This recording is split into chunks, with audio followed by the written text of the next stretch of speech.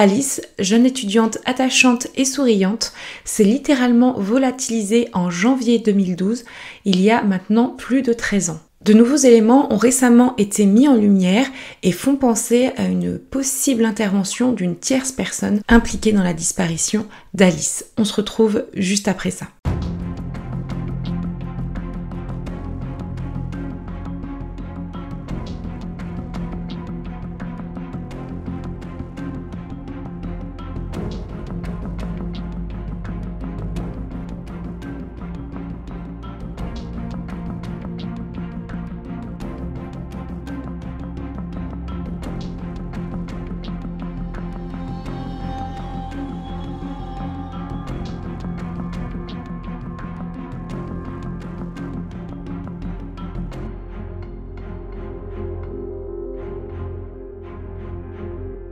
Bonjour à toutes et à tous, on se retrouve aujourd'hui pour une nouvelle vidéo de disparition sur un dossier qui a été extrêmement peu médiatisé. J'ai vraiment fait des recherches sur internet, il y a presque rien. C'est quand même assez troublant pour une disparition qui date de 2012 et même à l'époque ça a été assez peu médiatisé, seulement au niveau de la région de la disparition, c'est-à-dire en Normandie. C'est vraiment étrange parce que c'est un dossier qui est très mystérieux. Il s'agit ici donc d'Alice Beuzelin, âgée au moment de sa disparition de 21 ans, qui n'a plus donné de nouvelles du jour au lendemain. Malgré les années qui passent, les proches d'Alice, mais surtout sa famille, ne l'ont jamais oublié. Et bien que le dossier ait rapidement été mis de côté par les enquêteurs, par la justice française, il y a très récemment eu une saisie de l'association ARPD. Qu'est-ce que l'ARPD? C'est une association d'assistance et recherche de personnes disparues, association pour laquelle je suis enquêtrice bénévole. Grâce à un gros travail d'enquête des bénévoles ARPD, donc qui sont sur le dossier depuis février 2025 maintenant, on a plusieurs hypothèses qui ont pu être avancées que je vais vous exposer dans la suite de cette vidéo. Et je remercie d'ailleurs ces bénévoles pour leur travail et pour m'avoir fourni leurs informations. Je remercie également les parents d'Alice de me faire confiance pour la réalisation de cette vidéo. Également, je le dis à chaque fois, mais il est important de rester jusqu'à la fin de la vidéo. En effet, vous pouvez agir si vous savez quelconque information sur ce dossier. Je viendrai plus en détail sur l'appel à témoins en fin de vidéo, mais effectivement, je mets en place, comme à mon habitude, un formulaire Google totalement anonymisé pour les témoignages. Pour les personnes qui veulent témoigner, vous pouvez le faire sans crainte.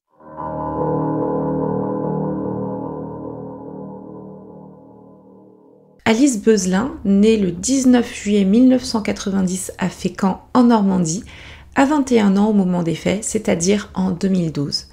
Elle est une jeune femme équilibrée, à l'aise dans sa vie familiale et en société, bien qu'un peu réservée.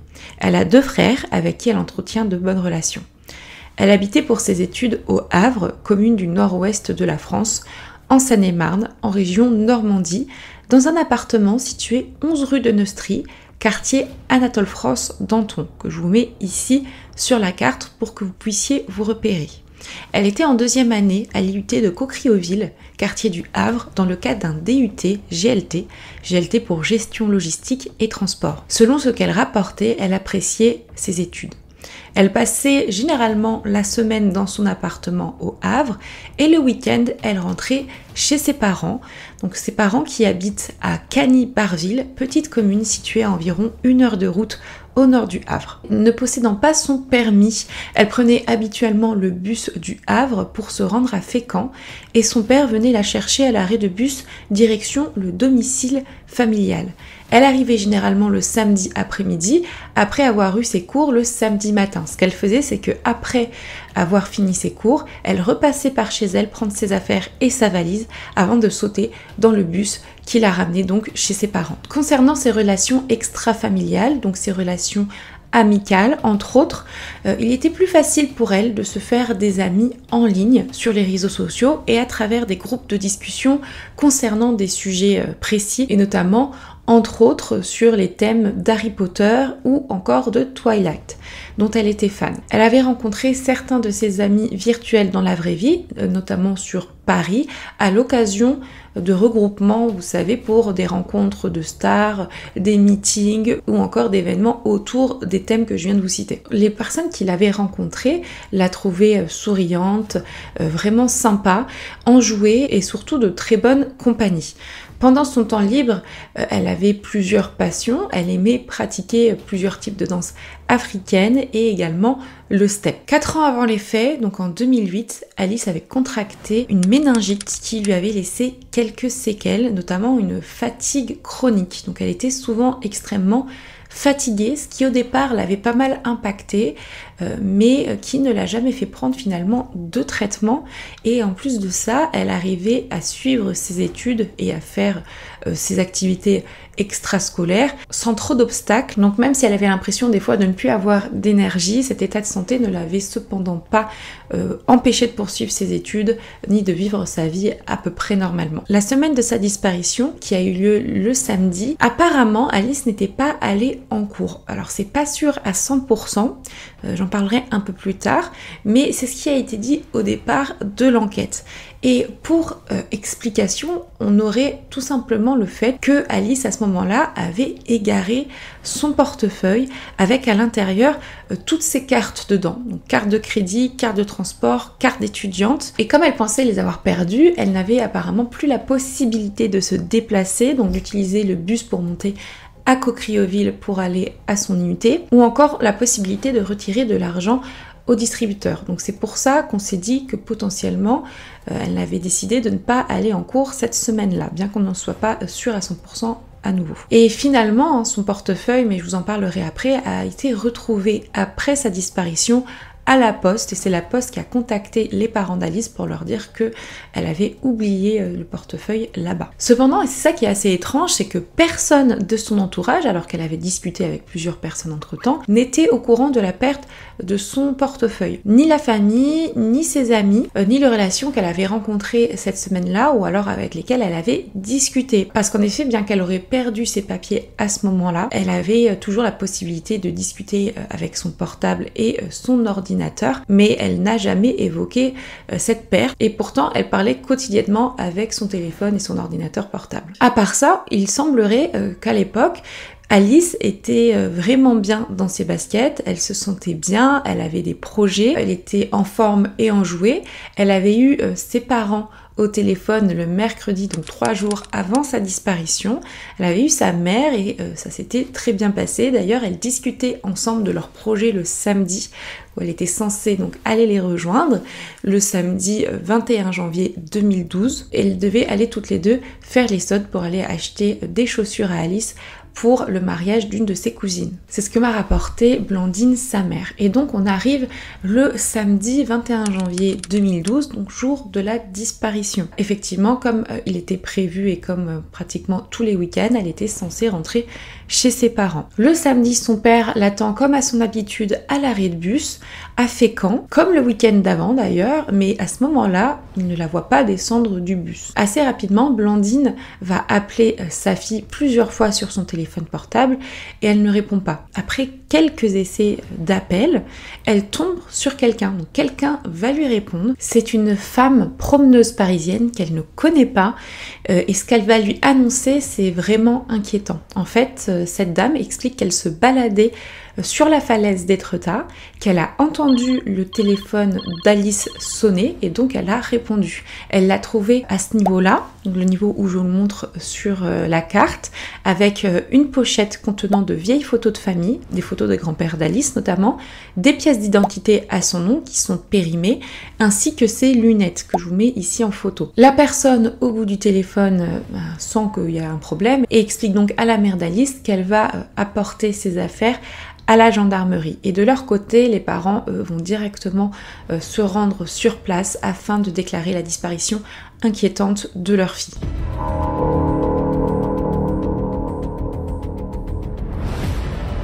Les gendarmes ont tout de suite déployé les moyens nécessaires, y compris un hélicoptère de la sécurité civile Dragon 76 qui a longé la falaise et le déploiement d'équipes cynophiles à ce niveau-là pour potentiellement repérer l'odeur d'Alice sur le sentier. Également, des recherches se sont déroulées au pied de la falaise qui est accessible à marée basse et sans succès. La gendarmerie en charge de l'enquête a effectué d'autres investigations au fur et à mesure du temps, des battues, des auditions des proches et de ses amis, des fréquentations, des analyses techniques, mais rien n'a permis de savoir ce qui était arrivé à la jeune femme. Le bornage téléphonique d'Alice n'apporte pas plus d'informations finalement. Le jour de sa disparition, le téléphone a borné chez elle au Havre et au niveau d'Étretat, ce qui paraît plutôt logique finalement si on suit les événements que je viens de vous citer. Les chiens ont finalement quand même suivi une piste. Ils ont retrouvé sa trace jusqu'à un sentier qui est un peu plus éloigné du lieu où ses affaires ont été découvertes. Pour suivre la trace, la piste d'Alice, on a fait renifler aux chiens la pochette retrouvée sur place au niveau de la falaise. Donc, très rapidement, il faut absolument refaire le parcours d'Alice pour essayer de comprendre ce qui lui est arrivé ou où elle serait allée potentiellement. Pour cela, les gendarmes vont se rendre chez elle et vont retrouver dans son appartement sa valise toute prête pour son départ en week-end chez ses parents. On retrouve également son ordinateur portable qu'elle utilisait énormément. Mais dans cet appartement, aucune trace d'Alice, elle semble s'être volatilisée. Ils n'ont cependant pas observé de traces suspectes de violence ou d'infraction. Ils ont même utilisé le Blue Star dans l'appartement. Vous savez, le Blue Star, c'est pour détecter d'éventuelles traces de sang, mais ça n'a pas du tout fonctionné. En tout cas, pas de traces suspectes retrouvées dans le logement de la jeune disparue. Il y a eu des analyses plus poussées sur le téléphone et l'ordinateur portable d'Alice, mais ça n'a rien donné. D'ailleurs, ce sont des éléments qui ont été restitués rapidement à la famille. Au final, la jeune femme, on se rend compte qu'elle n'a plus donné de nouvelles à partir du 21 janvier 2012, donc le jour de sa disparition, et plus précisément le matin.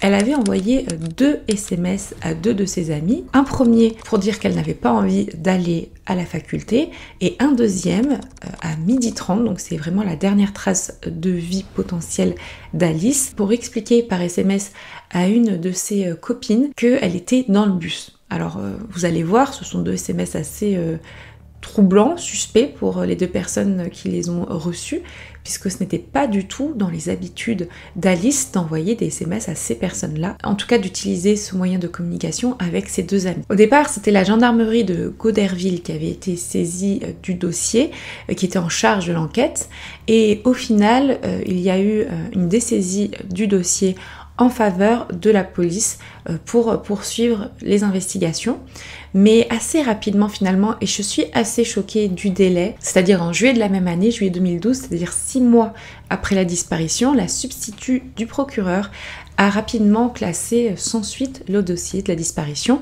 en estimant que pour elle, il s'agissait d'un suicide, et ce, sans qu'aucun appel à témoins n'ait été réalisé, ce qui est quand même assez grave, et surtout sans que l'ADN d'Alice ne soit prélevé et référencé au FNEG. Donc pour ceux qui ne le savent pas, c'est un fichier national des empreintes génétiques où il y a toutes les empreintes génétiques recensées, et donc c'est assez simple après de faire la comparaison avec des corps ou des ossements retrouvés au niveau de l'ADN pour voir s'il s'agit de la même empreinte génétique pour que ça matche. Là, l'ADN d'Alice n'a pas été intégré dans cette base de données.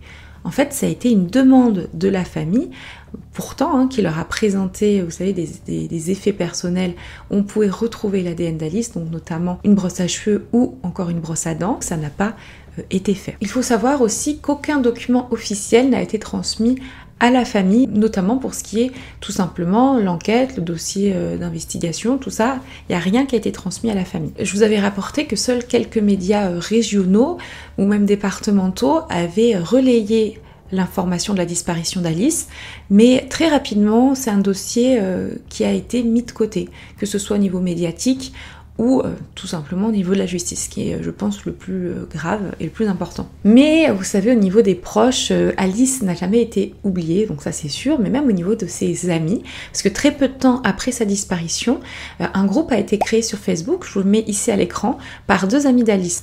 Donc quand je dis très peu de temps, c'est 2-3 jours après. Un groupe aujourd'hui qui compte plus de 500 membres. De nombreux messages y sont postés, surtout dans les premiers mois de la disparition, afin de soutenir les proches de la disparue. Et bien qu'au fil des années, le nombre et la fréquence des messages diminuent, certains publient encore aujourd'hui pour dire qu'ils n'oublient pas la jeune femme espère obtenir des réponses un jour en se connectant à ce groupe. Depuis février 2025, soit plus de 13 ans après la disparition, la famille s'est donc rapprochée de l'ARPD, l'association ARPD au niveau de la région Normandie. Cette région a fait un travail remarquable d'assistanat au départ pour la famille au niveau de ses démarches, que ce soit administratives ou juridiques, aussi des conseils sur quelle est la marche à suivre maintenant, qu'est-ce que la famille peut faire pour faire bouger les choses, même 12 ans après, mais également un travail d'enquête qui, je vous le disais, a fait remonter plusieurs éléments intéressants et donc on pense à plusieurs hypothèses aujourd'hui. Sachant que ce type d'enquête-là, vu que le dossier est clôturé, c'est important puisque le but c'est de faire remonter des éléments au niveau de l'association assez intéressants pour que derrière la justice ait envie de rouvrir un dossier sur demande. Et c'est vraiment le travail qui est fait dans ce cadre-là. Notamment l'enquête associative a permis de retracer le parcours de vie et l'entourage d'Alice plusieurs semaines avant sa disparition, mais évidemment aussi dans le laps de temps autour de sa disparition. Tout d'abord, c'est un point important, on ne sait finalement pas vraiment si Alice était en cours ou pas la semaine de sa disparition. Ça peut être important, ça peut être intéressant, puisque si elle y était finalement, en tout cas 1 ou 2 jours, il y a peut-être des personnes qui auraient pu remarquer quelque chose. Je sais que notamment, il y avait été évoqué par un de ses amis le fait qu'Alice soit montée dans une camionnette blanche avec 2 personnes à l'intérieur, et donc ça, ce serait intéressant. Si quelqu'un se souvient de ça, il y a le formulaire, je vous le rappelle, qui est disponible en commentaire épinglé et en description de cette vidéo.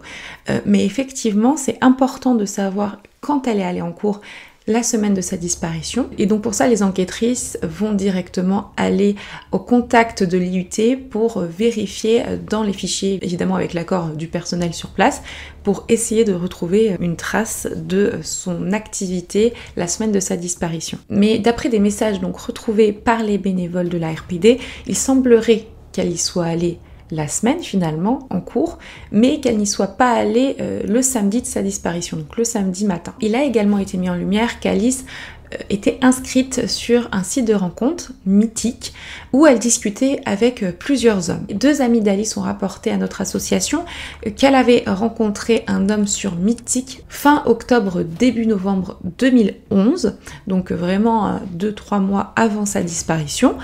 Également, on sait qu'elle était très active sur Twitter, où elle discutait et faisait part de ses ressentis régulièrement ou avec des amis sur le réseau social. Plusieurs choses ont été mises à jour par le travail donc de nos bénévoles, notamment sur son compte et son activité sur Twitter. Déjà, on sait que fin décembre 2011, elle discute avec une de ses amies, la fameuse amie qui a reçu le dernier SMS d'Alice à 12h30, jour de sa disparition, pour dire qu'elle était dans le bus.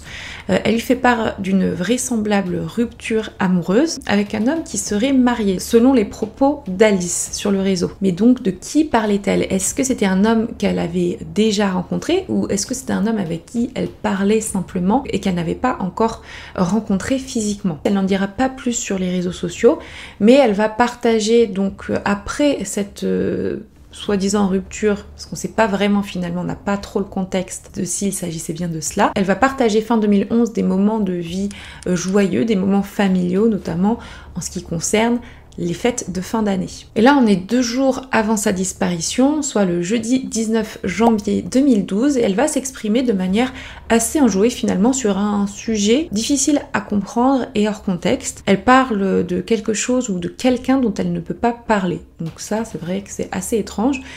Évidemment, les bénévoles ont retrouvé la personne avec qui elle discutait, donc cette fameuse amie, qui est toujours la même qui a reçu le dernier SMS d'Alice, mais cette personne ne se souvient plus vraiment finalement du contexte de cette discussion. Le dernier tweet d'Alice date de la veille au soir de sa disparition, c'est-à-dire le vendredi 20 janvier à 22h11, et dans ce tweet, elle parle tout simplement d'un épisode d'une de ses séries préférées, Vampire Diaries, avec cette même amie toujours, pour dire qu'il se passait des choses de fou dans cet épisode.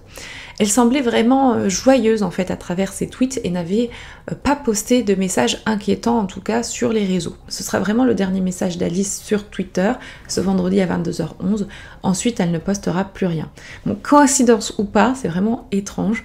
Il y a eu une sorte de hack du compte et donc des posts un petit peu étranges en anglais redirigeant vers un lien qui ont été publiés dès le lendemain de sa disparition, et ce pendant plusieurs années, tous les jours. Donc je vous le mets ici. J'ai regardé sur X ex-Twitter, c'est encore des liens que certains postent, donc certains comptes je pense qui ont été hackés. Donc c'est vrai que c'est assez étrange, je vous le mets là, mais ça emmène vers une sorte de chaîne de médium ou quoi que ce soit. Bon. Je pense que ça n'a rien à voir, mais la coïncidence fait qu'il y a eu ce hack dès le lendemain de sa disparition. Donc je pense que c'est important de le noter quand même. Mais avant d'élaborer plusieurs hypothèses, évidemment les bénévoles ont fait un travail de fond et continuent toujours de le faire. Et le but généralement des enquêtes, c'est aussi de faire une sorte d'enquête de voisinage. Mais là c'est plus au niveau de la famille, des proches et des anciennes relations d'Alice à cette époque. Et donc ils ont retrouvé la trace et discuté avec son ancien petit ami qu'on appellera V, afin qu'il parle de sa relation avec Alice et peut-être qu'il puisse parler de un ou plusieurs détails qui nous aideraient à comprendre ce qu'est devenu Alice. Donc il a indiqué avoir rencontré Alice en août 2011 via le site de rencontres mythiques et parle d'une relation plutôt calme. Selon lui, Alice ne semblait pas très amoureuse de lui, bien qu'en apparence elle ait été épanouie dans sa relation. Et ils se voyaient finalement assez peu, 1 à 2 fois par semaine, et ils se voyaient généralement le jeudi après-midi car elle n'avait pas cours à ce moment-là. Il a décidé de ne plus la contacter finalement vers fin novembre 2011, comme elle semblait assez désintéressée de lui, pour voir si selon lui derrière elle pourrait montrer un probable intérêt en le recontactant. Et toujours selon ses dires, Alice ne lui a plus donné de nouvelles, ce qui aurait finalement signé une rupture. Il explique quand même qu'Alice lui aurait envoyé un message plutôt amical pour lui fêter des bonnes fêtes de fin d'année. Puis il va affirmer s'être rendu chez Alice la semaine de sa disparition à la Proviste, et plus précisément le jeudi 19 janvier 2012, soit 2 jours avant qu'elle se volatilise. Il ne l'avait pas contactée auparavant, mais le but pour lui c'était de venir récupérer 2-3 affaires. Et il est passé chez elle entre 19 et 20 heures. Alice aurait semblé surprise à l'interphone, puis sans doute rassurée qu'il s'agisse de quelqu'un qu'elle connaissait, elle lui a ouvert la porte. Il a précisé aux bénévoles qu'Alice était seule chez elle à ce moment-là, qu'elle semblait agir comme d'habitude, qu'ils ne se sont vraiment échangés que très peu de mots, il n'est pas resté prendre un café ou quoi que ce soit, il est venu récupérer ses affaires et très rapidement ensuite il est reparti. Il a été mis au courant de la disparition d'Alice le lundi d'après le week-end de la disparition, et c'est en fait la mère Blandine d'Alice qui l'a contacté puisque la police cherchait à le joindre. J'imagine que c'était pour avoir des informations, essayer de retrouver sa trace, et donc c'était normal de contacter à ce moment-là tout l'entourage d'Alice. Donc c'est comme ça qu'il a su qu'Alice avait disparu. C'est sa mère qui a contacté son ex-petite amie et lui derrière ensuite a pris contact avec la gendarmerie.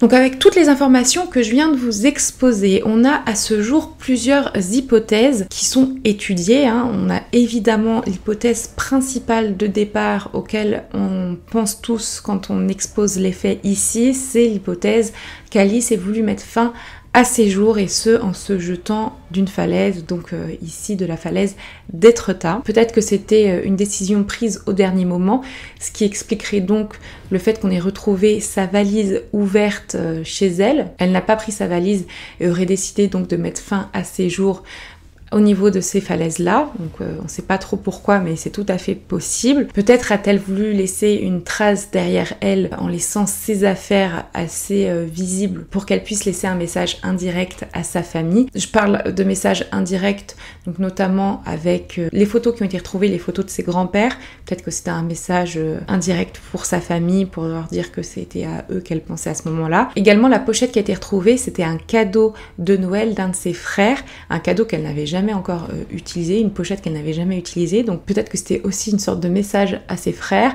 Et également, ce qui est intéressant, c'est le fait qu'elle ait pris avec elle son ancien portefeuille avec ses anciens papiers, donc des papiers périmés d'identité.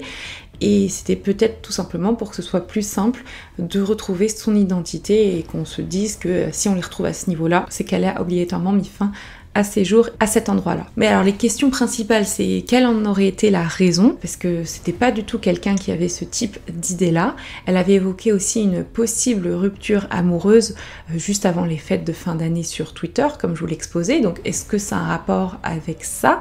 Et avec qui il y avait eu cette rupture amoureuse? Est-ce que c'était avec ce fameux homme rencontré sur Mythique après sa relation avec V? Malgré les éléments que je viens de vous évoquer, qui font penser donc à cette hypothèse, il y a beaucoup d'autres éléments qui ne coïncident pas et qui n'appuient pas cette piste. En effet, un de ses amis d'enfance, F, l'avait vu quelque temps avant sa disparition, donc la semaine avant sa disparition, et lui, il avait trouvé donc vraiment enjouée et pleine de projets. Il rapporte ce qui a été appuyé par sa famille à nouveau, qu'elle n'était pas et qu'elle était pleine de vie, notamment dans ses projets. Elle avait envie d'aller en Erasmus en Angleterre ou en Irlande. Il y avait la possibilité aussi d'un voyage en Chine avec son IUT, ou encore elle voulait rencontrer ses idoles sur Paris, elle voulait passer son permis, mais bon, même si elle avait plein de projets, c'est vrai qu'on ne sait pas ce qui se passait dans son fort intérieur.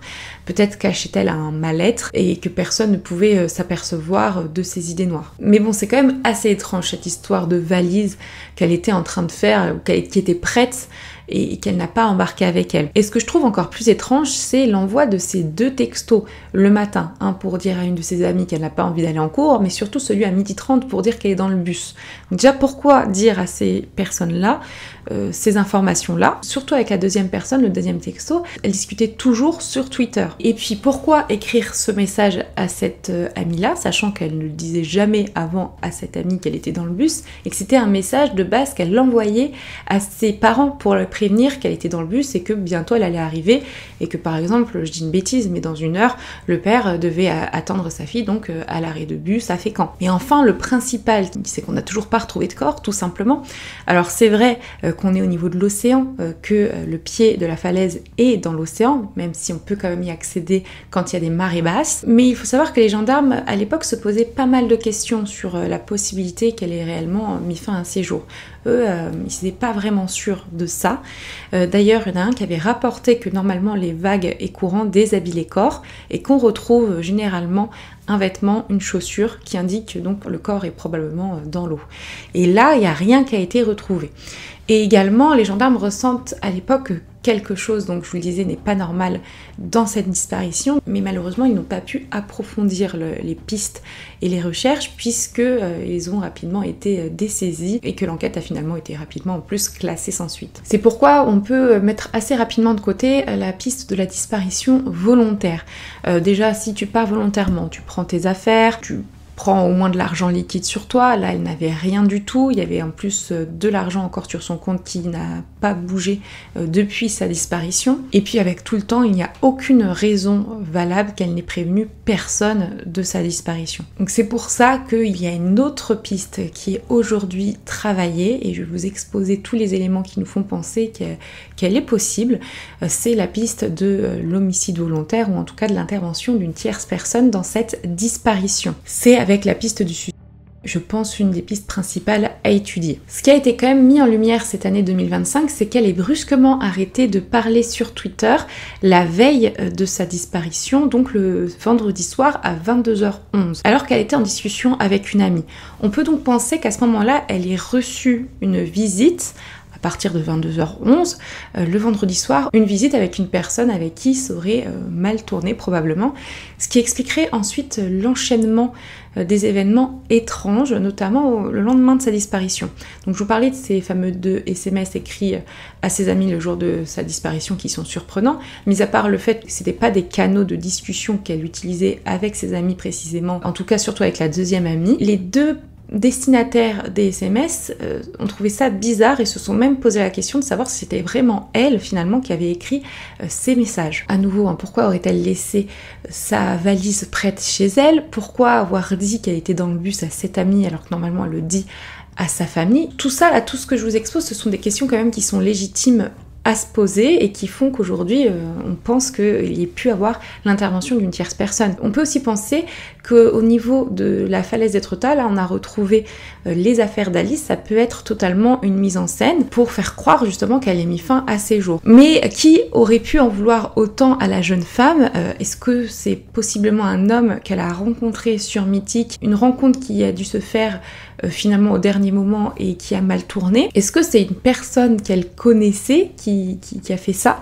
Et au tout début, c'est vrai que quand on regarde sur le groupe de disparition, il y a des personnes qui avaient des doutes sur V, donc l'ex-petit copain d'Alice. Ils le soupçonnaient clairement en disant qu'ils étaient plusieurs à penser qu'il était relié à sa disparition. Mais à ce jour, il n'a jamais été inquiété, il n'y a aucune preuve concrète de ça. Et puis il s'est montré très attristé par sa disparition, selon ce que m'a rapporté la mère d'Alice. C'est vrai que tout ce que je viens de vous dire, ça pourrait en effet donner l'impression qu'il s'agit de quelqu'un qui la connaissait suffisamment pour qu'elle le laisse ou la laisse rentrer chez elle, mais pas autant que ça finalement pour connaître ses petites habitudes. Savoir par exemple à qui elle envoyait le SMS, notamment à ses parents quand elle prenait le bus, des petits détails comme ça. Pour rappel aussi, il a été retrouvé, vous savez, ce fameux sac en bandoulière avec sa paire de lunettes, et dans le sac il y avait le portefeuille d'Alice et son téléphone portable. Et ce sac, je vous disais que c'était un cadeau de l'un de ses deux frères, dont elle ne s'était finalement jamais servie. Concernant son portefeuille, elle venait d'en avoir un neuf pour Noël et avait donc transféré la plupart de ses papiers dans le nouveau. Mais vous savez, c'est celui qui a été oublié et retrouvé à la poste quelques jours après la disparition. Donc seule une personne ne connaissant pas ses habitudes aurait pu prendre le mauvais sac et l'ancien portefeuille contenant des papiers périmés pour faire croire que c'était bien elle. Donc avec tout ce que je viens de vous exposer, c'est donc important et crucial aujourd'hui de lancer un appel à témoins afin que toutes les personnes qui aient des informations sur cette disparition ou tout ce qui entoure la vie au moment de la disparition d'Alice se manifestent. Mais pas seulement, aussi nous cherchons à joindre des anciens étudiants de la même promotion d'Alice en 2011-2012, de deuxième année de DUT-GLT à l'IUT de Caucriauville, mais également des personnes ayant habité l'immeuble où Alice logeait avant sa disparition en janvier 2012, au 11 rue de Neustrie au Havre, ou même l'ancien propriétaire, ou bien des personnes l'ayant côtoyé sur les réseaux sociaux, sur Mythique à cette période, ou qui auraient quelconque information qui pourrait nous aider à comprendre ce qu'est devenu Alice Beuzelin. Pour cela, je vous mets à disposition, comme d'habitude, un formulaire Google complètement anonymisé où vous pouvez laisser votre témoignage et il est accessible en description de cette vidéo ou en commentaire épinglé. Vous pouvez aussi tout simplement m'envoyer un mail. La famille vous remercie grandement pour votre aide. Aujourd'hui, la famille a décidé, assistée par l'ARPD, de s'entourer d'un avocat et surtout de saisir la justice afin que des actions futures soient réalisées, comme par exemple, et c'est une liste non exhaustive, prendre l'ADN d'Alice et l'intégrer au FNEG, déposer plainte contre X pour homicide volontaire avec constitution de partie civile, interroger les voisins de l'époque, fouiller son téléphone, interroger ses camarades de promo. Malheureusement, par rapport à l'ordinateur, j'ai tout de suite pensé, tiens, pourquoi est-ce qu'on n'étudierait pas le disque dur? Tout simplement, je vous le disais, il a été rapporté à la famille, mais il a été rapporté en pièces, parce que les enquêteurs l'avaient démonté à l'époque, et les parents ne savaient pas, que ça pouvait être important de garder le disque dur, et ils l'ont donc jeté. Je voulais vous montrer aussi un exemple d'aberration qu'on pouvait le voir dans ce dossier. Effectivement, il y a des os humains qui ont été retrouvés plusieurs fois. D'ailleurs, plusieurs fois, les parents ont été appelés pour identification.